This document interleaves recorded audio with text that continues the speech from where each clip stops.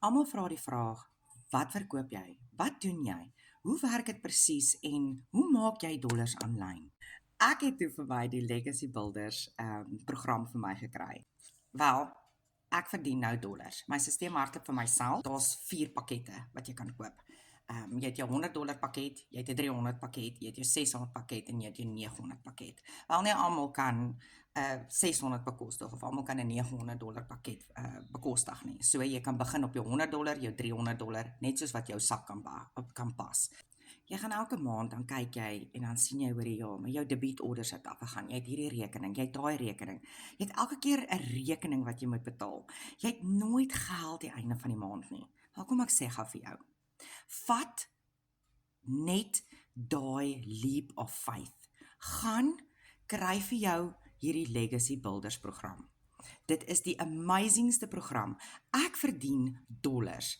Ek kry inkomste hier by my huis. Ek is 'n huismamma. Ja, ek is 'n H2A mamma. My man werk baie myle van my af. Ek kry nie werk nie, maar mamma, kry jy 'n werk? Kry jy werk as jy 40 jaar en ouer is of ewen 35 jaar en ouer is? Nee, ons kry nie werk nie. Ons moet selfplan maak. Ons as mammas moet selfplan maak. Nog die beste ding is, jy kan deel word van 'n A-span. Nou, kom ek sê gou vir julle wat is hierdie A-span. A-span is 'n community, ons almal is bymekaar, ons almal ondersteun almal, ons leer verskriklik baie. En wat nog die lekkerste is van alles, Maandag en Dinsdae is daar 'n webinar. Dit is soos 'n gratis klas wat jy kan bywoon. Wat hulle leer vir jou so baie dinge. Daar's baie ander mense wat jou soveel inspireer.